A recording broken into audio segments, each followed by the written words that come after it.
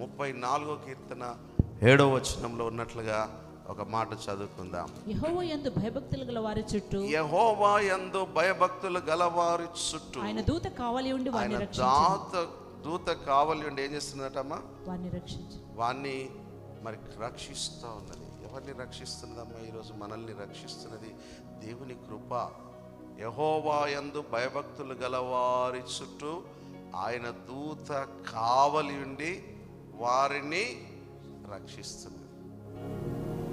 మరి దేవుని సన్నిధానంలో ఈరోజు ఆయన కృప మన ఎడలో ఉన్నది కనుకనే మనం కాపుదల కలుగుతున్నది.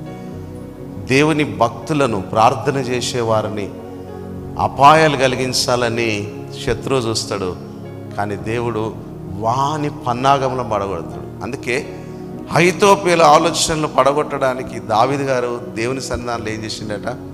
ప్రార్థన చేశాడు. మన భక్తులుగా మనం చేయాల్సింది ఏంటంటే, అపవాది తంత్రములను ఎదిరించగలిగిన శక్తి ఎవరి దగ్గర ఉందట? దేవుని దగ్గర ఉంది. ఎఫెసీయులకు రాసిన పత్రిక 6వ అధ్యాయం 10వ